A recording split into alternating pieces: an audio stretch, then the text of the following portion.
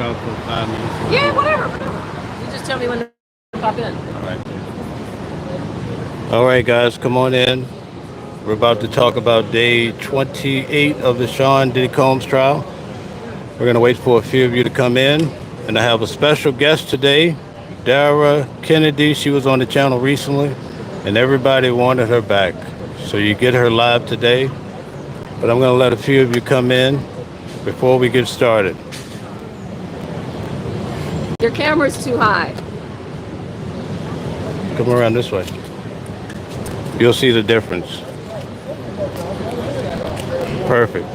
All right. So we're going to let a few people come in. What's up, Joe Flores, Thomasina, my cousin Martin. Thank you. Thank you for the support, GD. Yeah, how am I wearing a suit in the heat? It has the air condition in the suit, GD. That's right. Special technology by Elon Musk. I'll send you one if you stick around long enough. All right. So anyway, we're just finishing up day 28 of Sean Diddy Combs' trial. And today was basically a long day with charts that show, basically they're trying to build a picture that Diddy had an enterprise, namely Combs Enterprise.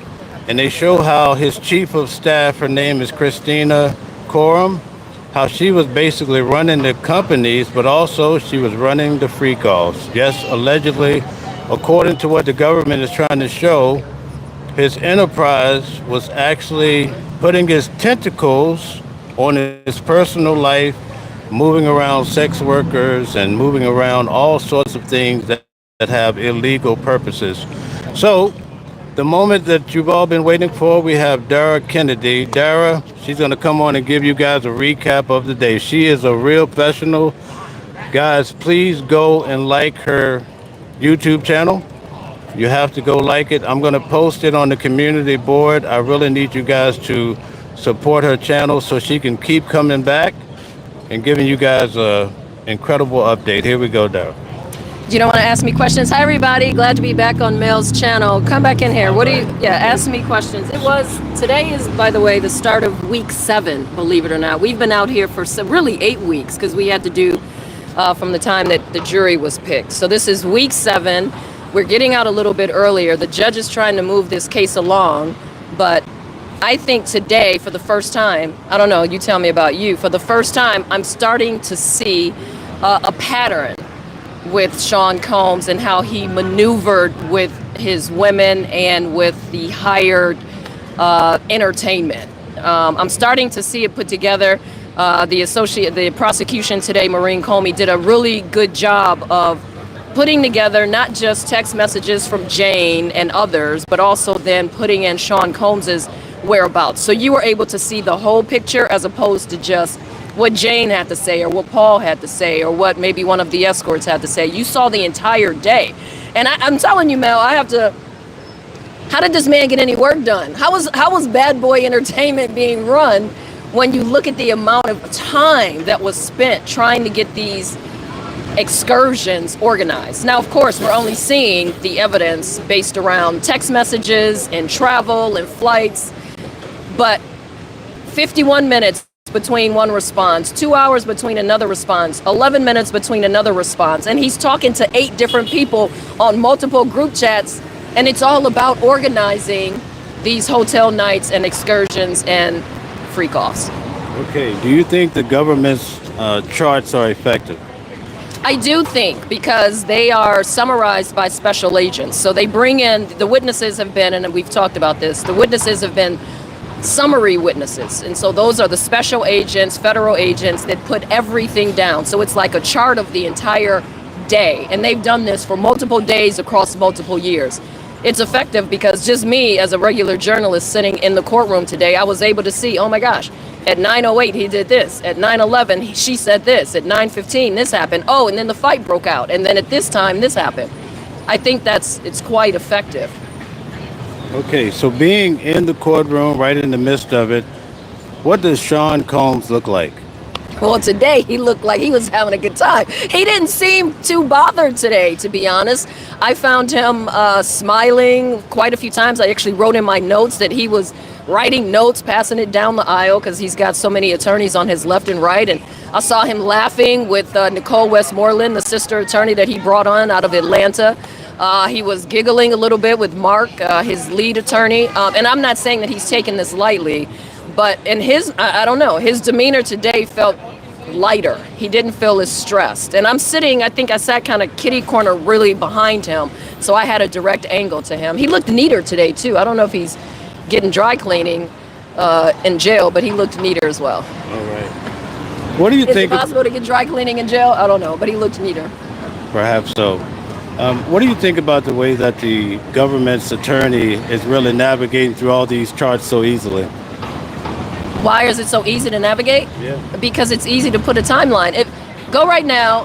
Who is that? Cindy Ann. Hey, Cindy Ann. Hey, good to see you too. Thank you.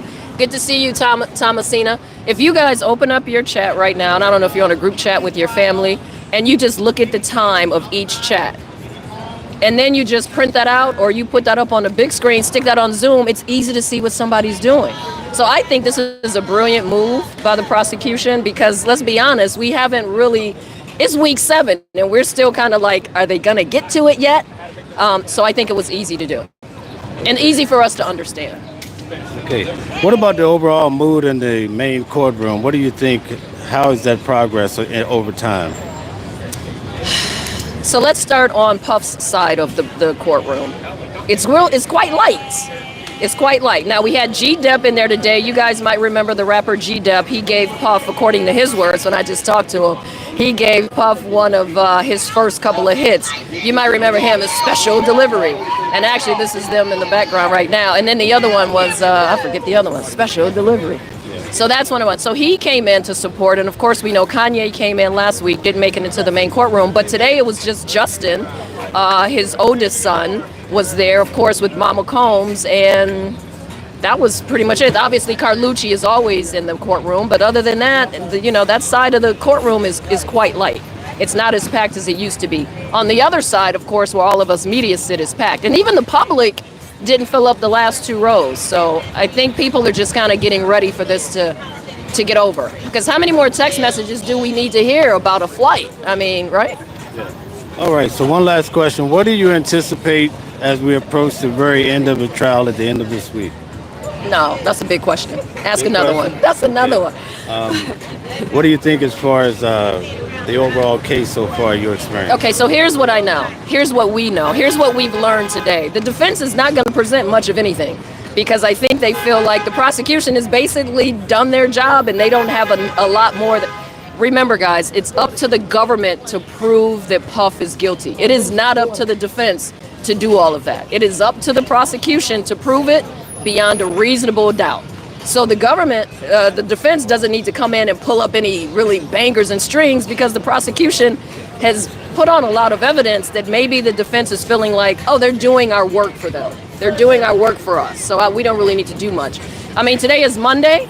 We're going to summations on Thursday, people. That means that the jury is going to hear what these charges are all about. That's in only a few days. So if the defense does bring up maybe 1 or 2 witnesses, they're going to be done in less than 48 hours. Right. So tell everybody where to find you. What is my channel name? Studio Newser. Guys, you know I'm new at this, and I'm trying to do my day job and trying to do the social thing. Studio Newser across all platforms. Studio, S-T-U-D-I-O, Newser, N-E-W-S-E-R. Come on over here. We've done a show together. And what I ask him, and I'm going to ask you this too, one more question. And you can tell, I asked him earlier when we got out of the courthouse, how do you feel like the culture is feeling about where we are right at this moment? Is everybody tired of text messages and baby oil? And so do they not feel like this is a real case? What are you thinking? I'm not tired of baby oil, but I can't speak for the world. Help me, streets. Are you guys tired of baby oil? What? At the end of the day, I think everybody's pretty tired. Because I think that you got to understand, this may be a court building, right? But this is like a movie, all right? How you lay out your characters in this movie, when you add the villains or whatever the case may be, is major to how a movie plays out. We've got the biggest parts and the biggest of the meats and the potatoes in the very, very beginning. And it seems like on the table, we just got little things that we're reaching for, but everybody's still looking for that sustenance. We're looking for some more. Let's And think we of it haven't in gotten terms that of much. food. Is this Yeah. the appetizer? Is this the full meal? Are we getting there? No, I think- Thanksgiving wise, or we still got to wait on dessert? I What's think happening? there's no dessert. Everything was on the table. We ate early with Cassie. Whether we facts. think we was full or not, we ate early. And since then, Then I we just had don't some think side- that- and then some we had side orders things, with get the Jane and them, and custodians, yeah. Nobody want to hear about no custodians, bro. Come on, bro. We get to the real story if you got a story. So that's what we're dealing with here. You know what I'm saying? So is it a freak or is it a RICO? Was the question. summary good today? How do you feel like the government did in laying everything out, like from timeline? They've been trying to top lay out bottom? a lot of their elements. They've been doing that. You know what I mean? It's to the degree though. Does the jury feel that it's strong enough, even everything that they've laid out, For the to give a jurors that are person awake, 30 right? years, to give a person life Right. for what? His ex-girlfriend and his slide, his saddle up? Nah, bro. We can't do that. Not for the saddle ups. Okay, well, so that's how he that's how he feels about it. And I do want to make a point about some of the jurors. You know, I saw them today, kind of nodding off a little bit, a little more than usual, and being tired. Is that Colucci? Yeah. Okay. Well, thank you very much. I appreciate having you on. Thank you, guys. She's the superstar. All right, so guys, we have a special guest here, G Depp in the building, a bad boy artist. Yes, indeed. I'm So- more special than Dollar. I love it. tell us who you are. The name is G Depp. I'm hot. You know what I'm saying? I'm not talking about weather. I'm just hot. My album is fire. Nah, I'm just- All right, no, tell us about your album. Yo, check it. Yo, Stay Ready. Stay Ready is be out July 4th. July 4th. So you know what that is. Firework. You know what I mean? We got Lessons Never Losses out right now. So you can stream that right now. I go by the name of G Depp. You know what I'm saying?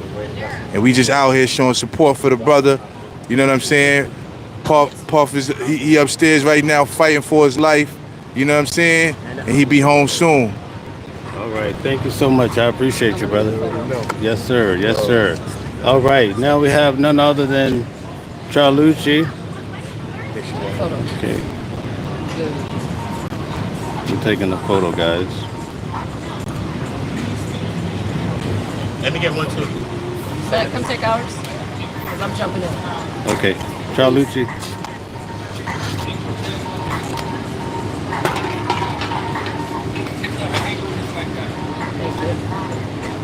You got it.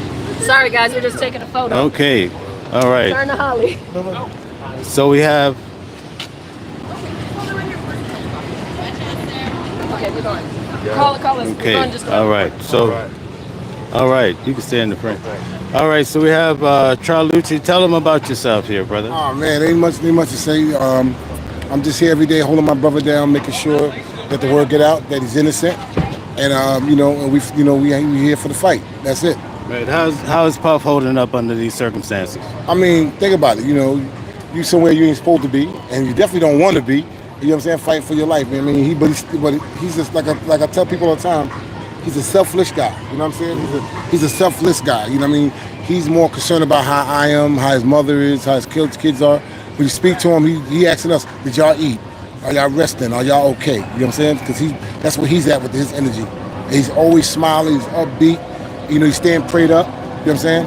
Right now, this, come Friday, it's gonna be in the hand of 12 people, and we're just praying that they get it right. Okay. Everybody want to know, how is his kids holding up? Can you tell us a little bit?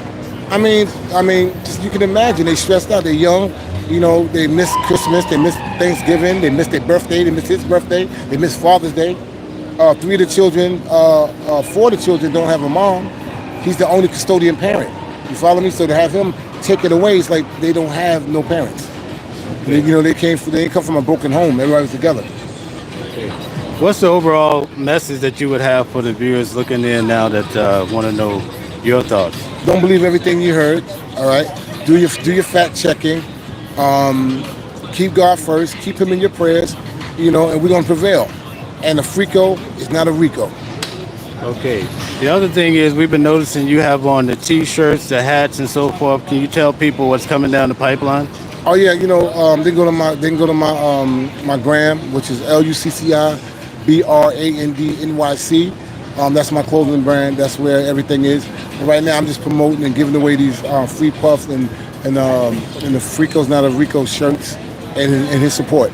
But after that, it's game time. We're going in. All right. Thank you, man. I appreciate you always. I really do. All right, thank I you. really do. Thank Thanks you, for man. your time, man. All right, absolutely. Folks, we had exclusive.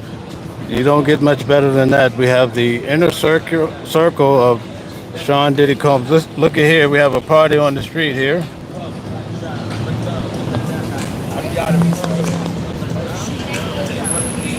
All right, everybody's out there jamming to Mace and Diddy's music. He has quite a support group out here, folks. The tide is starting to turn in regards to this case, probably because of all the issues with the case. A lot of people are expecting this trial to be a knockout as far as the results. It might be astonishing what could really happen. I'm going to go through a few of the comments and see what people are saying.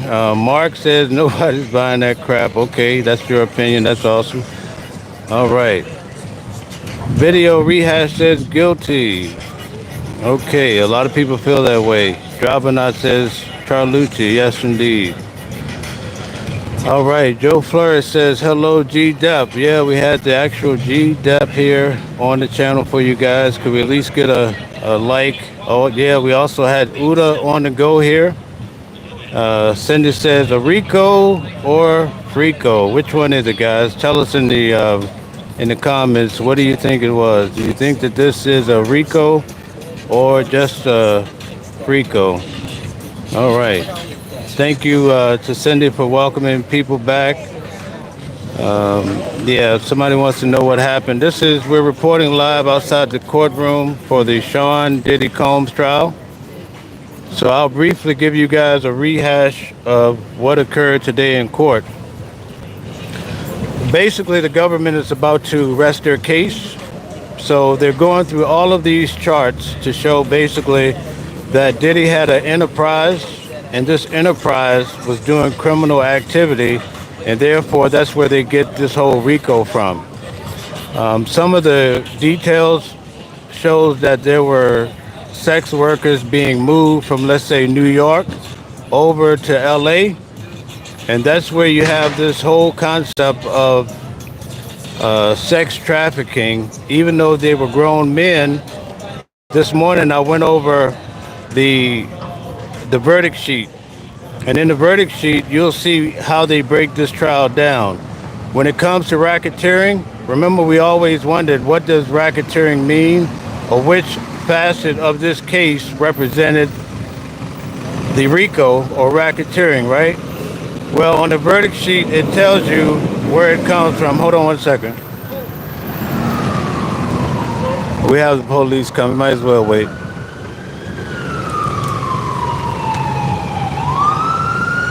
It's always the fire department or the police coming through.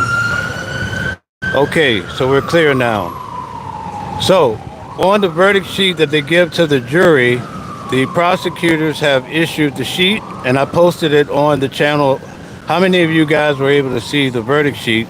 If you're really following this case, it would be good for you to see that. But number one, it has A and B. And as far as racketeering, they're using Capricorn Clark. And Capricorn Clark used to work for Diddy, and she explained two cases. Number one is when she was kidnapped in LA with the incident involving Kid Cudi. Number two, or B, on this particular, the first count, is when in New York she was kidnapped and taken to a warehouse building where basically she was subjected to all of these lie detector tests. She said for 5 days she would have to go and have lie detector tests. In fact, I believe Brian Steele was the one who cross-examined her, and he was like, so how long does it take for a lie detector test? And she said, maybe like 30 minutes. And how many did you have in a day? And if they did this for 5 days, how? It doesn't make sense. So under cross-examination, there was a lot of scrutiny as far as what she was saying, but ultimately, when it comes to the government, that's the second part. She has, number one, kidnapping in LA. Number two, she has kidnapping in New York City when someone stole the jewelry from Diddy, and he probably thought it was her, So therefore, she went through a lot of issues. In fact, she said that when she went into this warehouse building, they locked the door behind her. She went to the sixth floor and she saw a man sitting there that was about 6 times as wide as her. And he was train smoking back to back. And he told her, he says, bitch, if you do not pass this lie detector test, you're going to end up in the East River. That's what was testified. So imagine if that happened to you, how would you feel? Well, you would be terrified. Also, when she took the first lie detector test, it was inconclusive. So this same gentleman told her, well, he wasn't a gentleman, but he told her, if you don't calm down and focus and pass this test, you're going to end up in the East River. And so this is the first point of interest for the charges that Diddy is facing. These are the 2 points of interest when it comes to the racketeering portion of this case. Number 2 is sex trafficking of Cassie Ventura. So that's number 2. And the question is, do you think that Diddy is guilty when it comes to sex trafficking Cassie? Number 3 is conspiracy to sex traffic Cassie. And the conspiracy is kind of like carbon monoxide. It's there, but you don't realize it till it takes you out, folks. I believe it could take them out. Number 4 is sex trafficking of this Jane Doe.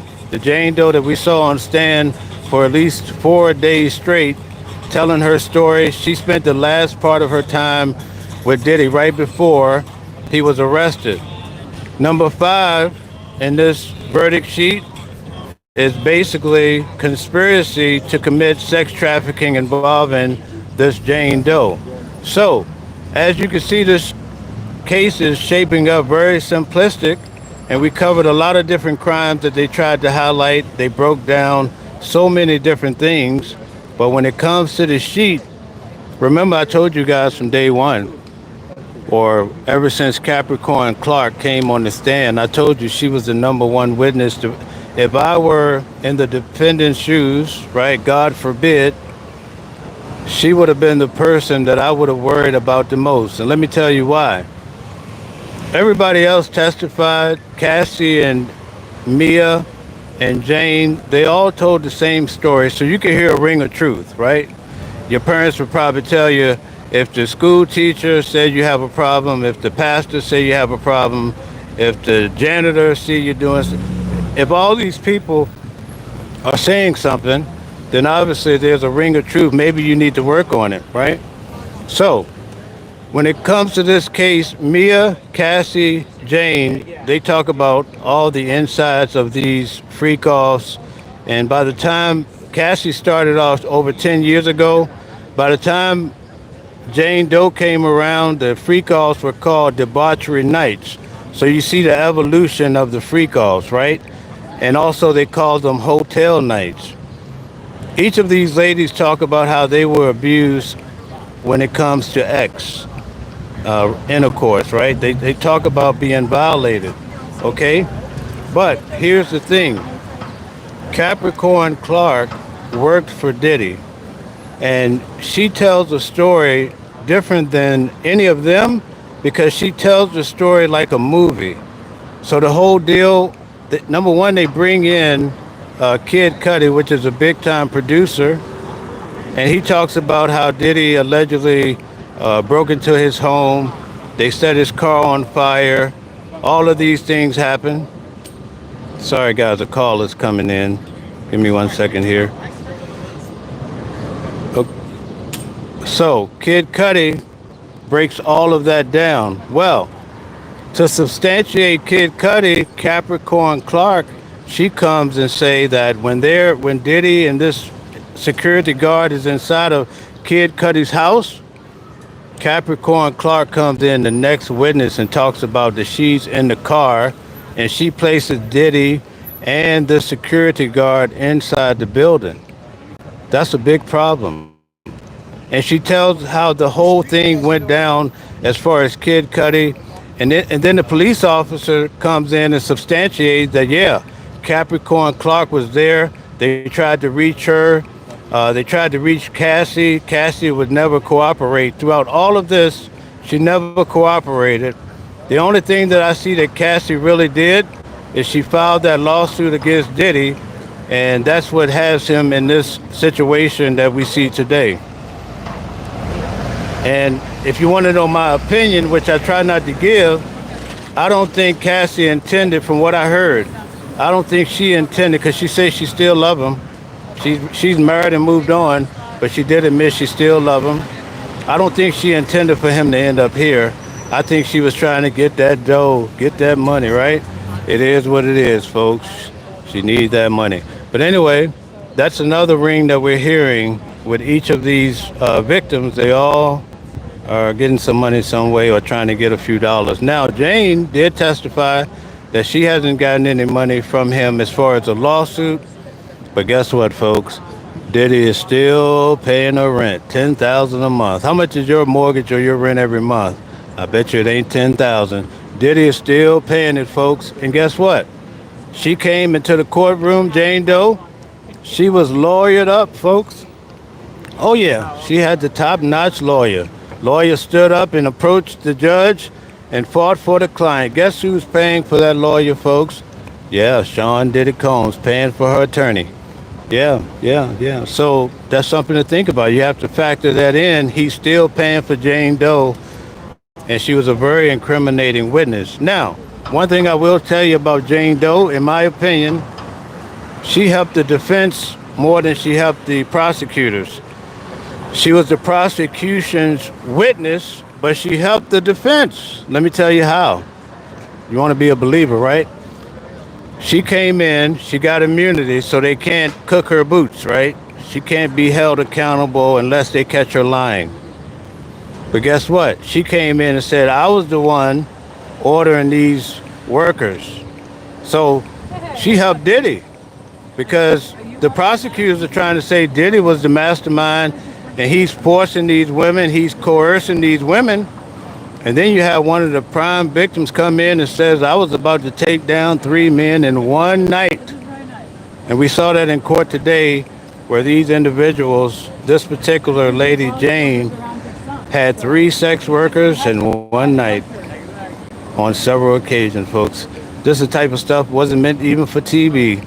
If you try to play it on TV, they'll kick it off, folks. It's just too bad. So that's why I'm trying to give you guys an idea of what's really happening with this case. Now, I wanted to do this over the weekend, but I had to go down south to take care of family matters. I'm from the South, folks. I've been in New York 30 years. Shout out to me. I've been here 30 years, but I still ride for my family every day. Believe me, I take care of my family. I support my family to the full. I always will. But anyway, it's not about that. So, there are issues with this case that I'm going to break down for you really quick, and then I'm going to go. Number one, the government is painting Diddy to be out a mob boss like John Gotti, right? Like John Gotti. No pun intended for John Gotti, but that's what they're trying to paint. Let me tell you the first time they did that. Dawn Richard, who was one of Diddy's artists, she came in and she talked about how several times Diddy was punching Cassie in the head, punching her in the stomach. You should never hit a woman. Like, you got to be out of your rabid mind to hit a woman, hit kids. This is not slavery time anymore, people. You have to knock it off, all right? Anyway, this is where she tried to make, her testimony made Diddy look like a mob boss. She said that one time he grabbed Cassie and was dragging her upstairs, hit her with a skillet. All this is happening. The next day, Diddy pulls Dawn Richard into the studio, and he says that people in love, they have passion. But he told them, where I'm from, if you run your mouth, you could end up dead. And so that's when the defense said, hold here, objection, and they ended the day. Didn't even come back from that, because now you're trying to put Diddy as this mob boss, right? So, think about it. The government is saying he's controlling everybody. I've heard it every day. I've been in court since the very first day of jury selection. I've been out here 7 weeks. I've been out here. I get up at 3 o'clock in the morning, and I'm more vocal now. I wasn't that vocal at first. I had to learn my way around a little bit. But anyway, all right, brother, thank you. So, let me explain this to you. Good night.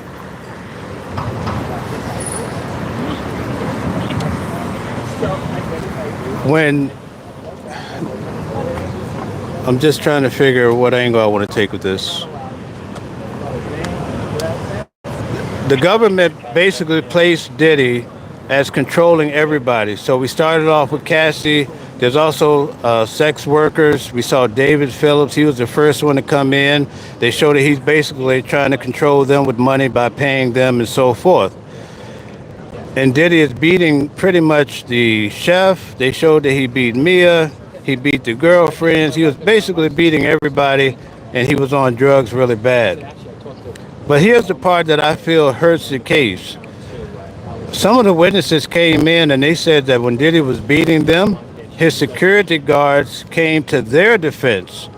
So if you imagine a real mob boss, would his henchmen or his security try to help the person that's being beaten? Here's another one. When it came to Cassie, Mia, and also Jane, I have someone here talking, and it's really hard for me to. I'm just going to step away for a minute, guys. Okay. All right. Okay, so when it came to these individuals, guess what? They were paying for the sex worker. So how are you a sex worker, right? Now, I'm not saying you can't be. I'm just saying that this makes it more confusing if you're sitting there listening, that they're actually the ones paying. Also, it looked like today from what they showed in the charts, this girl, Jane, she was having separate issues of intercourse going on with the sex worker outside of Diddy. So how are you a sex worker when you're having intercourse with these sex workers, the real sex workers that they do this for a living? You're paying them, and also you're the one that's setting up some of these events. And in fact, when you see Diddy looking sad, you now say, I want to bring in 3 men in one night, and by the time you end the night with Diddy, you knock down 4 men, folks. Like, how does that work? How do you frame her as a sex worker, and your sex worker is ordering sex worker? And guess what? There was one of the sex workers, you know what Jane said? She said, I made love to the sex worker. God, like, how are you making love to a sex worker? To me, that hurts this case because the government is framing it that Diddy is just making them have sex with these men and flying them around. But then the girls were deeply involved, and you see that Cassie comes on. Cassie says, oh, I want some of those big black D's and lick them from top to bottom. Like, woo, wait a minute. This don't sound, it just sounds a little sketchy. It gets confusing when you sit inside the courtroom every day and you hear some of these different facts. To me, that hurts the case. Let me tell you what else hurts the case, folks. Cassie's friend, Bonna, right? She's the one that was dealing, the defense attorney had framed her and Cassie, said that they were drug partners. She would find the drugs, Cassie would buy the drugs. But wait a minute, the government is saying that Diddy basically took away all of Cassie's money and coerced her to do this. So he shut down her career. She was supposed to do 10 albums. She only did one. 10 albums in 10 years. She only did one. So basically they're saying he took away her income and just was like, freak off every night. Freak off, freak off, freak off all year. So they testified every week she's having a freak off. Not only her, Gina, Jane, freak off. Like they're sleeping with strange men that they're finding on Craigslist and also from these escort services, right? So Bonna, she tells a story about on September the 26th, 2016. Now, guys, I've been in the courtroom every day. I can remember dates. and I'm bringing you guys like details, and I don't have any notes here, folks. I just have on this hot suit everybody's complaining about, but I'm good, folks. I'm very good. September 26, 2016, she says that Diddy came in and was hanging her off the balcony. Diddy's attorney, Nicole Westmoreland, she came into court and decimated this girl's story. She showed the facts that Diddy was actually in New York, where I'm at now, in New York. He was staying at the Trump Plaza. He was not out west. So that's a major untruth, a major lie, as what they have coined this in various occasions, right? That hurts the case. That's almost to me as strong as if the glove don't fit, you must acquit. And guess what was even worse than that? This girl testified that her and Cassie made up the stories, folks. Her and Cassie got together. Now, Cassie came in here and talked about Diddy. I'm just telling you guys the facts. If you don't like it, it is what it is, folks. I don't have a dog in this fight. I'm just covering it. But this girl, right? This girl says in court that her and Cassie were comparing stories about hanging off the balcony. Oh, we'll say it happened at the hotel. The hotel has a balcony. Oh, no, no, no. My apartment has a balcony. So they're cooking up a story on Diddy. So that hurts the case because now the jury gets to see that these people are just making up stories. That means that anybody is fair game for people to make up stories about your life, right? And it's not so fun when people lie on your name. But you don't hear about that in the media a lot. I can show you guys in the transcripts where this is real facts. They were making up stories, and guess when they did this? After Bonner realized that Cassie filed a $20 million suit. And let me tell you guys, I'm about to start preaching now like your pastor on Sunday, right? I'm going to start preaching to you.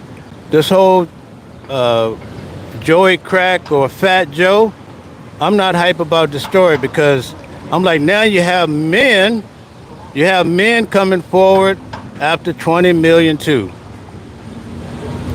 Tyler Perry, we got a new case. I predicted this 3 weeks ago that if Diddy go up in flames, you're going to have a floodgates of RICOs. Number one, the government is going to start putting RICOs on ball players. They're going to start putting it on the rappers. They're going to put it on the mechanic. They're going to put it on your granddaddy.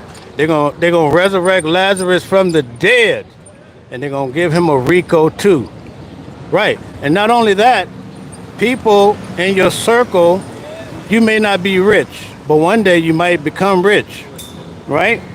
People in your circle, let's say they're not so successful, and I'm not saying this is the case, but these cases open the door for people to say, hey, I'm broke. Let me go sue Fat Joe. Let me go sue Cardi B. And in this case, they're making up stories. Now, Diddy did some bad stuff, don't get me wrong. But what I'm trying to help you to understand that in this case, all of us sitting in this courtroom, or most of us that are paying attention, we saw some very bad situations in this case. And it takes away from the real stories. It really does. Because now you don't know who's telling what and what's going on. Another thing that hurt the case, in my opinion, and then I'm going to go. When this case started, you have to pay attention to what I'm saying. And this is not about race. As you guys see, my best friend, Joe Flores, is in the audience. Joe is not a black guy like me, all right? So that tells you everything you need to know. We have each other back forever. And we're friends in the real streets out here. We've done a lot of real estate deals together over the last 20 years. Joe calls me, I'm going to be there. Don't question Joe. You know, I know how he rides out, right? Now, here's the thing. When this case started, the defense stood up and says, listen, this is when they were striking the jurors. They said there were 9 black men to choose from. The prosecutor struck 7 out of 9. The defense tried to fight that. The judge says, No. Wait a minute. There was the prosecution. They told their story, and so the defense had to eat that. Okay, so that means that you only had a limited. You had two guys that end up on the primary jury of 12 that were black. Well, folks, guess what? One of them got kicked out. Yeah, folks, kicked him right to the curb. Now, it did come out that he was untruthful about a technicality, but when Bonner, it came out that she was lying and she's a big witness in this case, and she's also expressed how her and Cassie was cooking up stories, and the defense asked for a mistrial, they were denied. Now, that makes sense. It's such a big trial, but you see there's a tug of war about truth happening in this case, and it's really scary because even though you have a very prominent defendant on the stand, he still has to go through this system and fight just like anybody else. Now, when it comes to all the abuse and all that stuff that we've heard, he deserves whatever he gets because you shouldn't do that to people, period. Right? But you have to get the guy for what he did and not trump up his charges. Now, is that what happened? That's what a lot of people feel, but I don't know, how you feel about it. But it's worth looking into this trial is all I'm saying to you guys. Because what happens is, I didn't know that R. Kelly, oh God. Well, I guess that's it, folks. I think my battery time is up. Thank you guys for tuning in. I'll be back on at another time.